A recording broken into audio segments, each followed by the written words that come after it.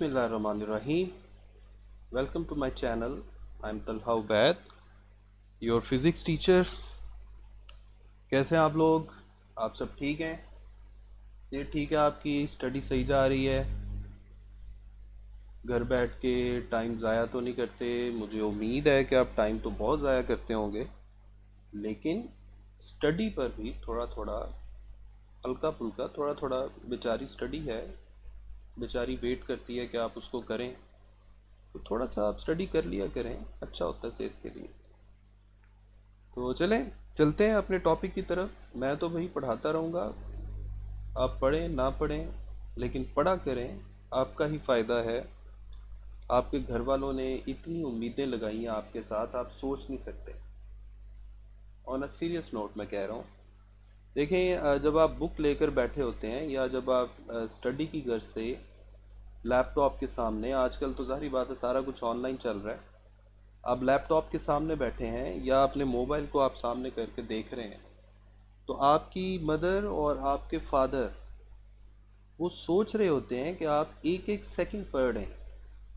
यानी आप इमेजिन करें उनकी उम्मीदें आपके साथ कितनी हाई हैं। तो इसलिए उनकी उम्मीदों को आपने पूरा करना है, उनको लेट डाउन ना कीजिएगा। जब उम्मीद टूटती है तो बड़ा ही दुख होता है और बड़ी परेशानी होती है। देखिए, आपके ऊपर फ़र्ज़ करें आपके पेरेंट्स जो हैं वो इन्वेस्ट कर रहे हैं स्टार्टिंग फ्रॉम द बिगिनिंग। फ़र्ज़ करें वो आप पे इन्वेस्ट कर रहे हैं, जब आप नर्सरी क्लास से आप पढ़ना शुरू हुए हो, तो कैसा लगेगा उनको जब उनको 12, 14 या 16 साल बाद पता चलेगा कि हम जो इन्वेस्ट कर रहे थे, जो हम टाइम दे रहे थे, जो हम उम्मीदें लगा के बैठे थे, जो हमने इतनी हाई होप्स रखी हुई थी अपने बच्चे के साथ, वो पूरी नहीं हुई। आप देखें 16-17 साल बाद उनको जब पता चलेगा कि यार ये तो सारा कुछ ख़त्म है, हम तो ऐसे ही उम्मीद लगा के बैठे हुए थे, तो आप सोचें ज़रा उनको कितना दुख होगा। तो इसलिए उनका ध्यान रखें, उनकी उम्मीदों को पूरा करने की कोशिश करें, और ये एक ही सूरत में मुमकिन है कि आप मेहनत करें।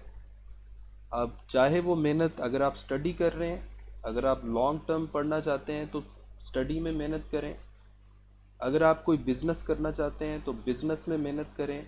अगर आप किसी और फील्ड में एडजस्ट होना चाहते हैं, किसी भी, आप शॉप कर रहे हैं, आप कोई और काम कर रहे हैं स्टडी के साथ साथ, तो हर चीज़ जो है ना वो मेहनत मांगती है। कभी भी आपको मेहनत के बगैर फल नहीं मिलता, लेकिन ये बात है कि मेहनत और सब्र के साथ जो हासिल किया गया फल है वो लॉन्ग लास्टिंग टेस्ट वाला होता है और मीठा होता है। तो चलें, ये बातें तो होती रहेंगी, अपने लेक्चर की तरफ चलते हैं। देखें, इतना सीरियस हो के और आपकी तरफ देख देख के मेरी आंखें जो हैं उनको कुछ होना शुरू हो गया। जी, ये आप स्क्रीन पर इस वक्त शॉर्ट क्वेश्चंस जो हैं वो देख रहे हैं। आज हमारा जो टॉपिक है वो एफएससी पार्ट 2 चैप्टर 12, इसके शॉर्ट क्वेश्चंस हैं। और इस वक्त शॉर्ट क्वेश्चंस आपको सामने नज़र आ रहे हैं। इस वक्त आप आखिरी शॉर्ट क्वेश्चन देख रहे हैं। मैं आपको शुरू से एक दफ़ा एक नज़र दिखा देता हूँ, ताकि आपको इन शॉर्ट क्वेश्चंस के आंसर भी साथ साथ नज़र आ जाएं। लेकिन मैं आपको अपना वो जो हमारी विंडो होती है जिस पे हम लेक्चर लेते हैं, उस पे बोर्ड पर जाके आपको मैं समझाऊंगा भी। तो ये था, ये है फर्स्ट शॉर्ट क्वेश्चन, उसका आंसर भी साथ लिखा हुआ है। फिर सेकंड शॉर्ट क्वेश्चन है, उसका भी आंसर लिखा हुआ है। थर्ड शॉर्ट क्वेश्चन भी सॉल्व है, फोर्थ भी इसी तरह, फिफ्थ, सिक्स, सेवन, फिर एट, एंड फाइनली 9। ये हैं आपके 9 शॉर्ट क्वेश्चन जो आपने इस चैप्टर के करने हैं, जो मैं आज के लेक्चर में इंशाल्लाह आपको सारे के सारे शॉर्ट क्वेश्चन करवाऊंगा। इसलिए अपनी सीटों के साथ ज़रा अच्छे से बैठ जाएं और करीब पानी शानी रख लें, कोई 5-6 रेड बुल रख लें, कोई 10-15 वो जो क्या बोलते हैं उनको, अ, रानी जो जूस है वो रख लें, इस तरह जो अच्छी अच्छी चीज़ें ना वो साथ रख लें, काफ़ी लंबा लेक्चर होने वाला है। तो चलें जी, चलते हैं हम अपनी उसी विंडो की तरफ जो विंडो इस वक्त आप देख रहे हैं जी।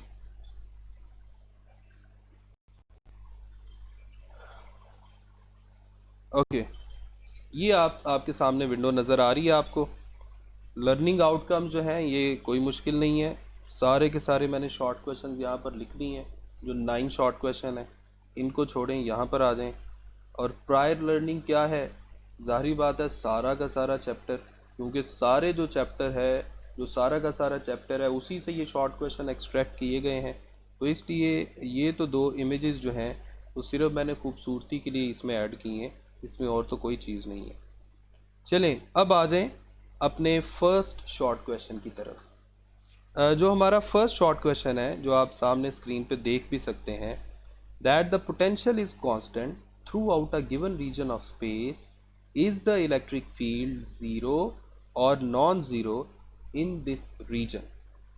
बेटा सबसे पहले मैं आपको इसका आंसर बता दूं। आंसर है इसका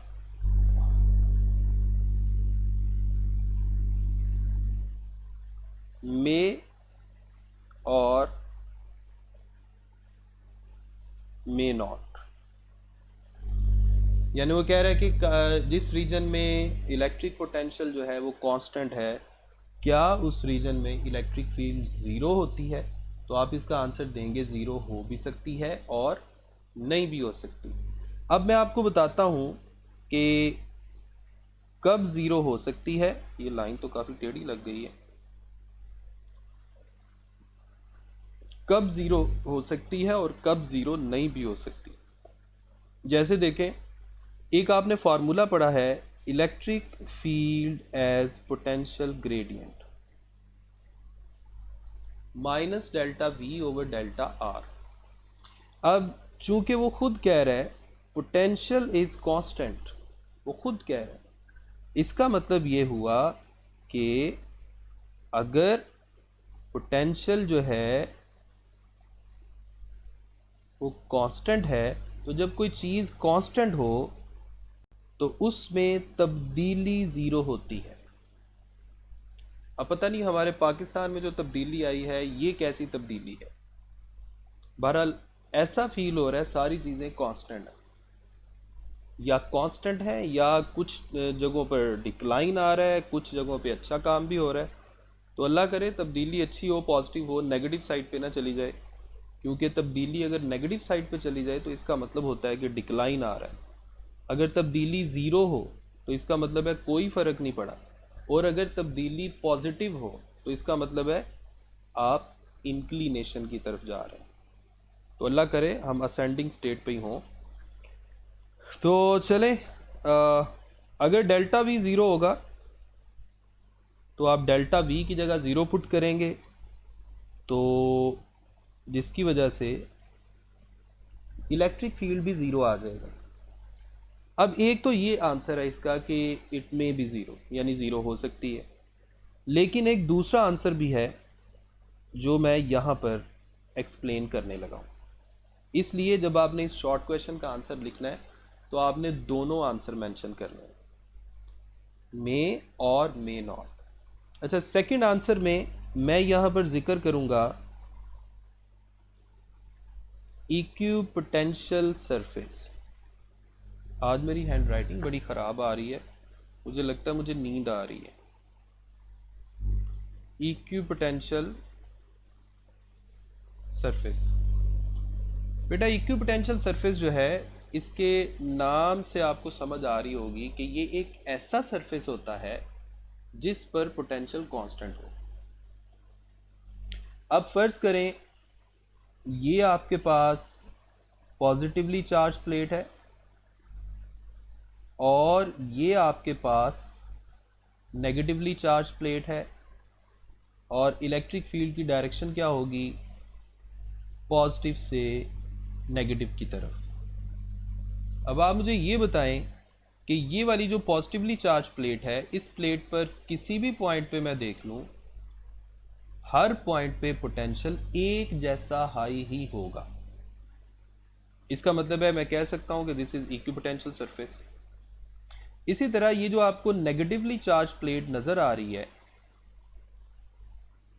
नेगेटिवली चार्ज प्लेट जो आपको नजर आ रही है, मेरा ख्याल है मेरे इस तरफ नजर आ रही है आपको, तो यहां पर भी पोटेंशियल हर पॉइंट पर क्या होगा, सेम। इसी तरह अगर मैं इसी ज्योमेट्री को फॉलो करूं, तो अगर मैं दरमियान में कहीं भी एक बिल्कुल वर्टिकल सरफेस इमेजिन करूं, यानी एक प्लेट इस तरफ है, दूसरी प्लेट यहां पर है, इनके बिल्कुल पैरेलल मैं एक तीसरी सरफेस इमेजिन करता हूं, तो जाहिर बात है इस सरफेस के ऊपर भी पोटेंशियल हर पॉइंट पे क्या होगा, सेम, क्योंकि वो उन प्लेट्स के पैरेलल है, एक जैसा फासला बन रहा है हर पॉइंट का। यानी इस सरफेस का फर्ज करें ये वाला पॉइंट पॉजिटिव प्लेट से जितने फासले पे है, नेगेटिव प्लेट से किसी नो डाउट किसी और फासले पे है, लेकिन मैं जो बात कहना चाह रहा हूँ उसको ज़रा गौर से समझिएगा कि ये जितना पॉजिटिव प्लेट के इस हिस्से से दूर है उतना ही यहाँ से दूर है, उतना ही यहाँ से, उतना ही यहाँ से। इसी तरह नेगेटिव से भी जितना यहाँ से दूर है, यहाँ यहाँ सेम दूर है। यानी मैं कह सकता हूं कि इसके ऊपर जो पोटेंशियल है वो हर पॉइंट पर एक जैसा असरअंदाज हो रहा है। तो मैं कह सकता हूं yes, this surface is also equipotential surface, यानी इस पर भी पोटेंशियल की वैल्यू क्या है, कांस्टेंट। अगर इस दरमियान वाले सरफेस पे भी पोटेंशियल की वैल्यू कांस्टेंट है, तो मैं कह सकता हूं कि ये इक्विपोटेंशियल सरफेस है। अब आप मुझे ये बताएं कि क्या यहां पर या यहां पर या यहां पर इलेक्ट्रिक फील्ड जीरो है? देख के बताएं। यहां तो पूरी पूरी इलेक्ट्रिक फील्ड लाइंस मैंने बनाई हैं शुरू से ही, इसका मतलब है यहां पर इलेक्ट्रिक फील्ड जीरो नहीं है।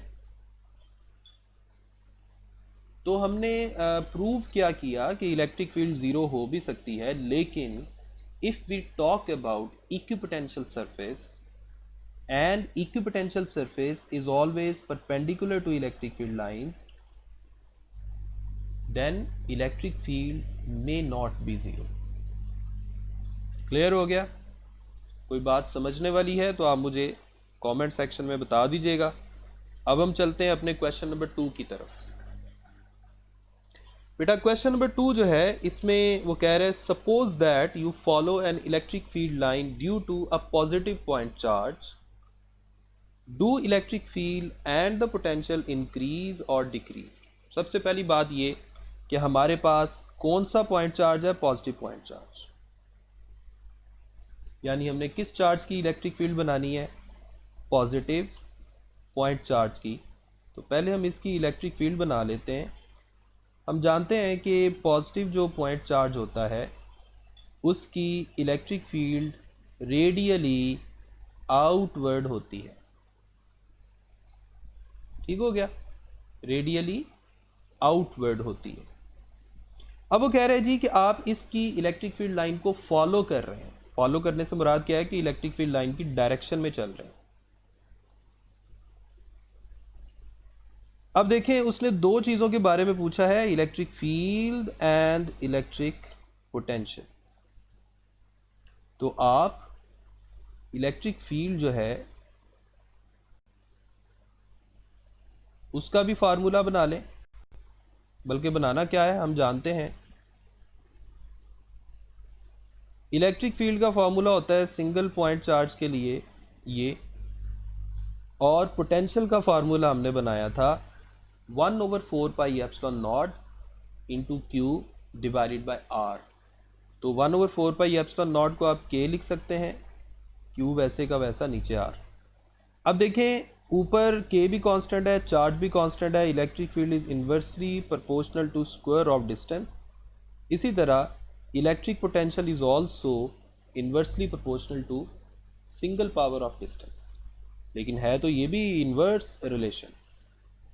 अब आप देखें जब हम इलेक्ट्रिक फील्ड की डायरेक्शन में मूव करेंगे तो इसका मतलब क्या है कि हम चार्ज से अवे जा रहे होंगे, और जब चार्ज से अवे जा रहे होंगे तो इसका मतलब है जो डिस्टेंस आर है, उसकी वैल्यू मुसलसल इंक्रीज़ कर रही होगी। और जब डिस्टेंस आर की वैल्यू इंक्रीज़ करेगी तो चूँकि इन्वर्स रिलेशन है सो पोटेंशियल भी डिक्रीज़ करेगा और इलेक्ट्रिक फील्ड भी डिक्रीज़ करेगा।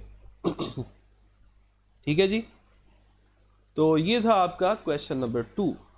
अब हम आते हैं क्वेश्चन नंबर 3 की तरफ। क्वेश्चन नंबर 3 में वो कह रहा है जी, how can you identify that which plate of capacitor is positively charged. अच्छा, इसके लिए हम एक डिवाइस यूज कर सकते हैं जिसे बोलते हैं इलेक्ट्रोस्कोप। ये एक छोटी सी डिवाइस है जो चार्ज को डिटेक्ट करने के लिए यूज की जाती है। मैं इसकी एक रफ सी डायग्राम आपको बना के दिखा देता हूँ। फर्ज करें ये हमारे पास एक छोटा सा कंटेनर है, ठीक हो गया।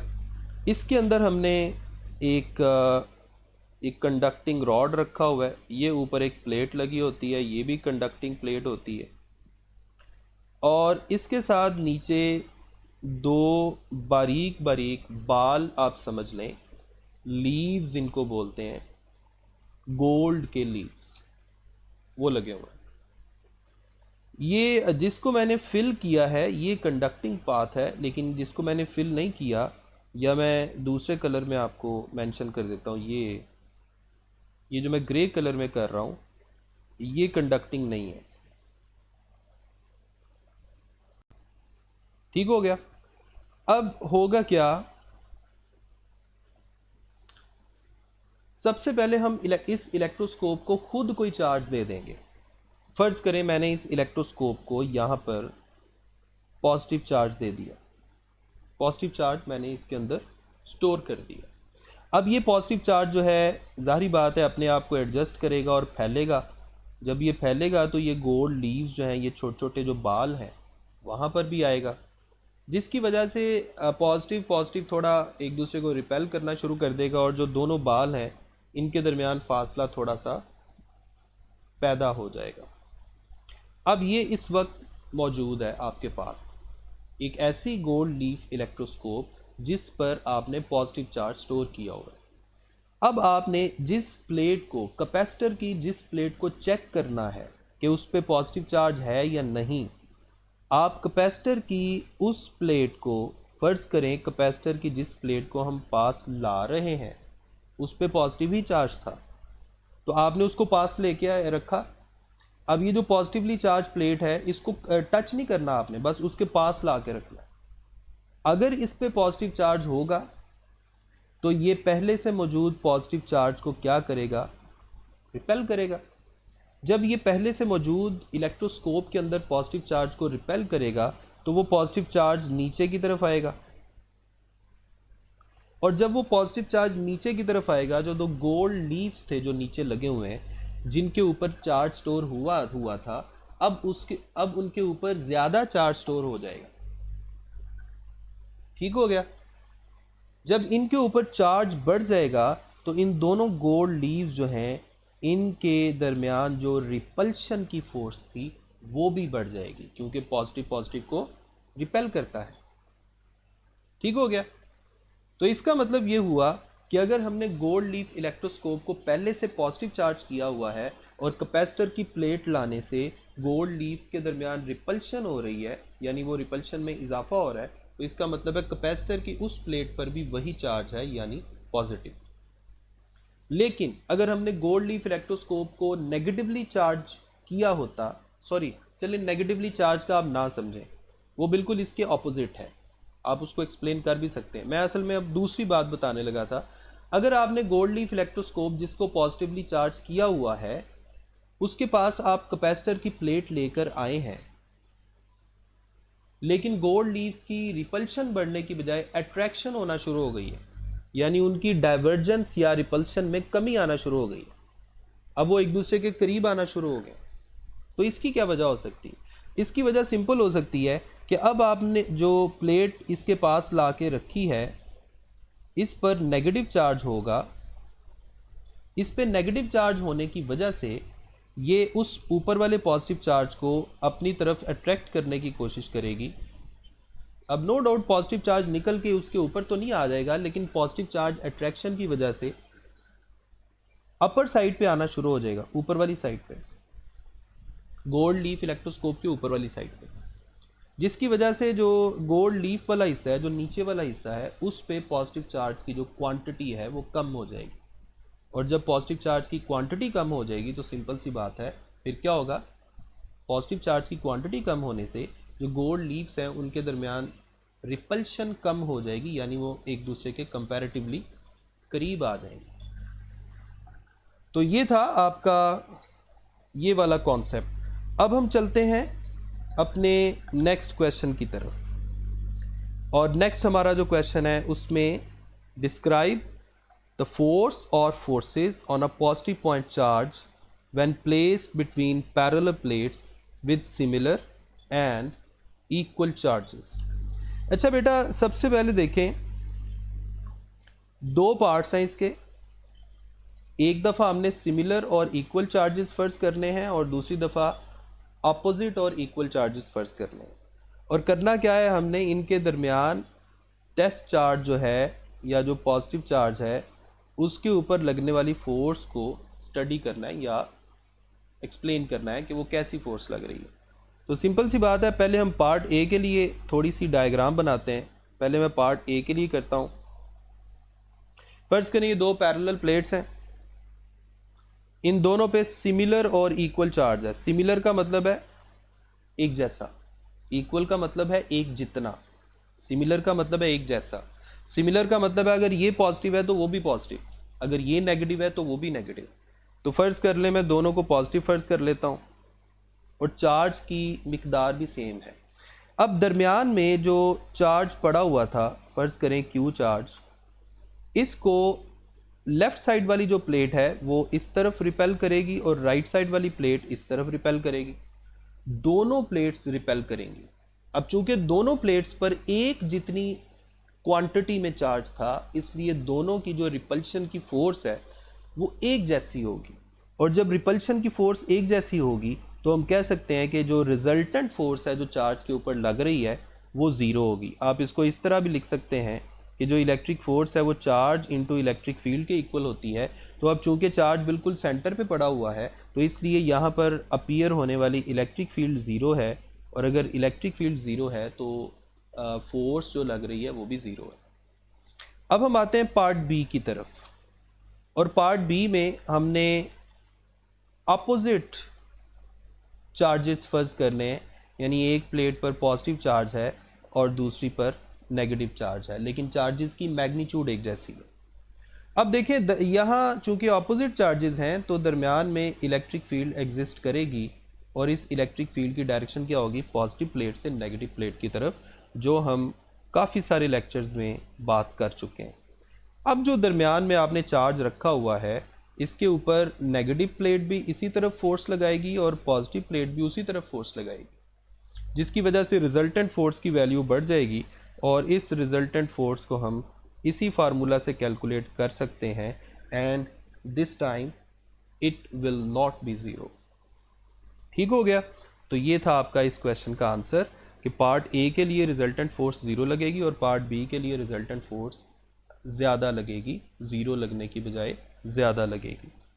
Question number 5, electric lines of force never cross why. वो कह रहा है जी दो इलेक्ट्रिक लाइंस ऑफ फोर्स क्यों क्रॉस नहीं करती। फर्ज करें ये दो इलेक्ट्रिक लाइंस ऑफ फोर्स हैं, एक ये एक ये, फर्ज करें ये क्रॉस कर लेती हैं। अब जब ये क्रॉस कर लेती हैं तो समझें इनका कोई ना कोई पॉइंट ऑफ इंटरसेक्शन आ गया। अब ये जो पॉइंट ऑफ इंटरसेक्शन है, अगर मैं इस इलेक्ट्रिक फील्ड लाइन का सोर्स कंसीडर करूं तो वो कहीं यहां होगा। फर्ज करें वो ये वाला सोर्स है, और ये जो दूसरी इलेक्ट्रिक फील्ड लाइन है इसका सोर्स कहीं यहां होगा। फर्ज करें वो ये है, इसे Q1 कह दें, इसे Q2 कह दें।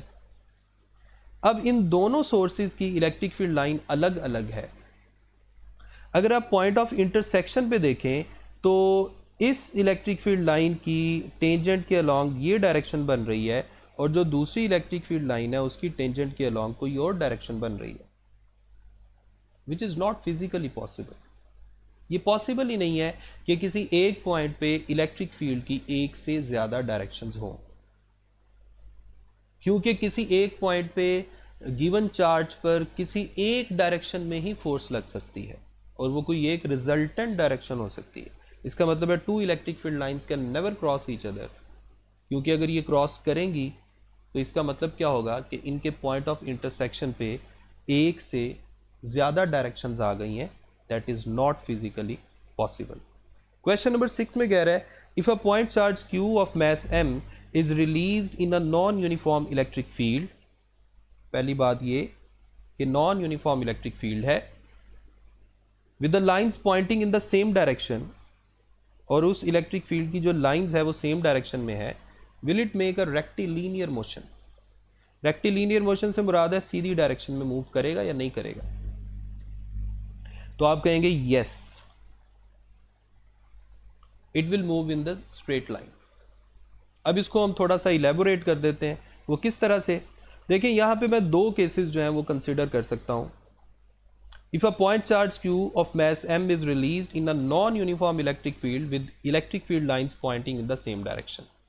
देखिए यहाँ एक तो कई दफ़ा कुछ जगहों पे हम कंसिडर कर लेते हैं जी, फ़र्ज़ करें आइसोलेटेड सिंगल चार्ज की बात हो रही है, फ़र्ज़ करें पॉजिटिव चार्ज है।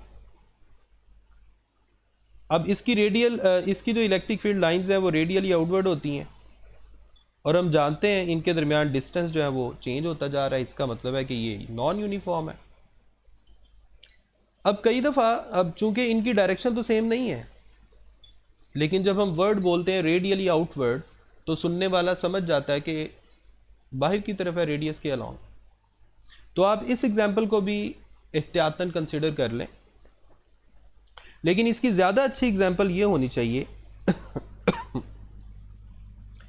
कि यहाँ पर electric field line same direction में है लेकिन नॉन यूनिफॉर्म है। मतलब क्या कि उनके दरमियान जो फासला है वो मुख्तलिफ है। देखिए मैंने यहाँ पे डिस्टेंस कम रखा है और यहाँ डिस्टेंस ज़्यादा रखा है। तो फील्ड लाइंस की डायरेक्शन आप सेम डायरेक्शन में बनाएं, लेकिन उनके दरमियान डिस्टेंस आप चेंज करें, और जिसका मतलब क्या होगा कि the field is non uniform, यानी उसकी मैग्नीट्यूड सेम नहीं है। ठीक है जी। अब यहाँ पे आप जब टेस्ट चार्ज को छोड़ेंगे, फ़र्ज़ करें आपने टेस्ट चार्ज को इधर छोड़ा, तो ज़ाहिर बात है वो स्ट्रेट लाइन में मूव करेगा। इसी तरह चाहे आप यहाँ छोड़ देते तब भी उसने स्ट्रेट लाइन में मूव करना था in the direction of electric field line. ठीक हो गया। तो ये था आपका क्वेश्चन नंबर 6 का आंसर। अब आ जाए क्वेश्चन नंबर 7। क्वेश्चन नंबर 7 जो है, अगर आप गौर करें, इसकी स्टेटमेंट को अच्छे से पढ़ें, तो ये first application of Gauss's law है। First application of Gauss's law, जो मैंने आपको गॉसेस लॉ वाला जो लेक्चर था उस वीडियो में मैंने करवाई थी। आपको याद होगा जो मैंने पहली गॉसेस लॉ पे वीडियो की थी उसमें गॉसेस लॉ था और उसकी फर्स्ट एप्लीकेशन थी। तो ये सारा का सारा फर्स्ट एप्लीकेशन है, तो आपने यहाँ पर वो सारी फर्स्ट एप्लीकेशन जो है उसको पेस्ट कर देना है, तो इसका आंसर हो गया। अब आ जाए क्वेश्चन नंबर 8 पर। इसमें वो गॉसेस लॉ की स्टेटमेंट को एक दूसरे अंदाज में बयान करना चाह रहा है। आप ये समझ लें कि कान को एक तरफ से पकड़ने के बजाय दूसरी तरफ से पकड़ना है। कैसे? मैं पहले आपको ये बता दूं कि गॉसेस लॉ क्या कहता है।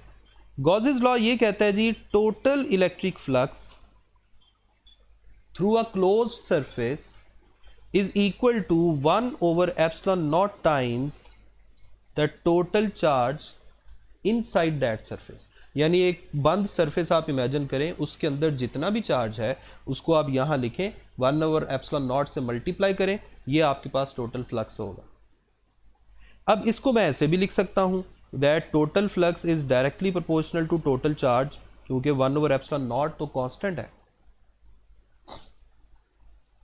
अब अगर ये चार्ज पॉजिटिव होगा तो electric field lines radially outward होंगी, अगर ये चार्ज नेगेटिव होगा तो electric field lines radially inward होंगी। इसी तरह अगर ये चार्ज पॉजिटिव है तो मैं कह सकता हूं कि जो फ्लक्स है वो लीव कर रहा है, अगर ये चार्ज नेगेटिव है तो मैं कह सकता हूं फ्लक्स एंटर हो रहा है। अब आप स्टेटमेंट की तरफ आ जाएं। Is it true that Gauss's law states that the total number of field lines या total number of lines of force, देखें ये जो स्टेटमेंट है ना, total number of lines of force, इस स्टेटमेंट का मतलब है कि हम इलेक्ट्रिक फ्लक्स की बात कर रहे हैं, क्योंकि इलेक्ट्रिक फ्लक्स की यही डेफिनेशन है। Through any close surface in outward direction, outward direction का क्या मतलब है, बाहर जा रही हैं, और जो इलेक्ट्रिक फील्ड लाइंस बाहर जाती हैं वो किस चार्ज की वजह से जाती हैं, बोलें किसकी वजह से जाती हैं, पॉजिटिव चार्ज की वजह से। तो ये बात सही लिखी हुई है, यानी मैं इस इक्वेशन को भी बिल्कुल ऐसे चला सकता हूं, that total electric flux is directly proportional to total electric flux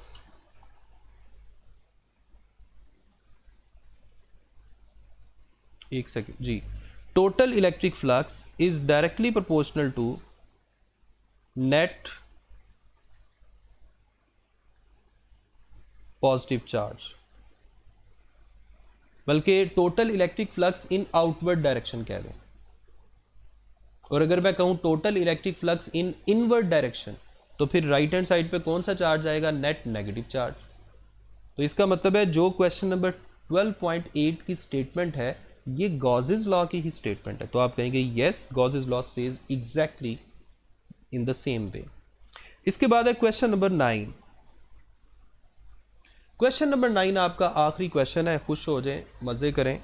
question number 9 में कह रहा है जी, do electrons tend to go to the region of high potential और ऑफ लो पोटेंशियल।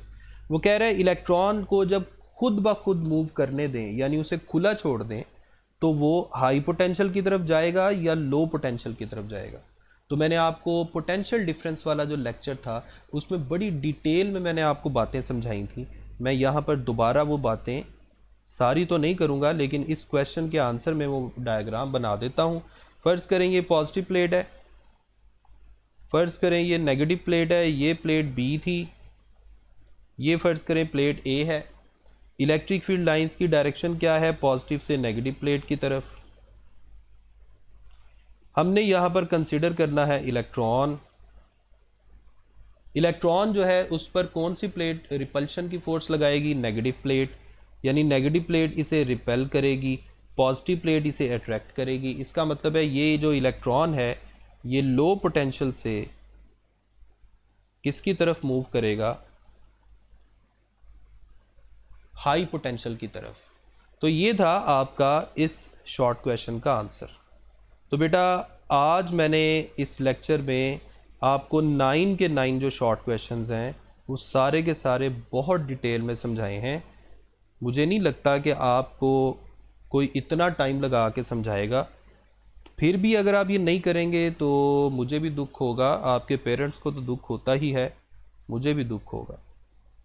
तो इसलिए इनको बहुत अच्छे से आप प्रिपेयर कीजिएगा ताकि जब एग्ज़ाम आए तो आपको शर्मिंदगी ना हो। तो चलें अपने लेक्चर को वाइंड अप करते हैं, बल्कि वाइंड अप तो हो चुका है, अपने लेक्चर को हम करते हैं जी ख़त्म और चलते हैं वापस। और वापस हम आ चुके हैं और अब हम एंडिंग की तरफ जाते हैं, जो हमेशा की तरह हमारी ये वाली स्क्रीन होती है। नेक्स्ट वीडियो तक अपना ख्याल रखें। नेक्स्ट इंशाल्लाह हम चैप्टर 13 स्टार्ट करेंगे। तब तक थोड़ा एक्सरसाइज कर लें, फ्रेश हो जाएं, क्योंकि चैप्टर जो है वो नया स्टार्ट करना है, उसमें बहुत सारी ऐसी बातें होती हैं जो आपने फ़र्स्ट टाइम सुनी होती हैं, तो इसलिए ज़रा फ्रेश हो के आएँ, थोड़ा अपने माइंड को फ्रेश करके आएँ, नहा धो के आएँ। ठीक है जी, तो चलें अपना ख्याल रखें, अल्लाह हाफ़िज़।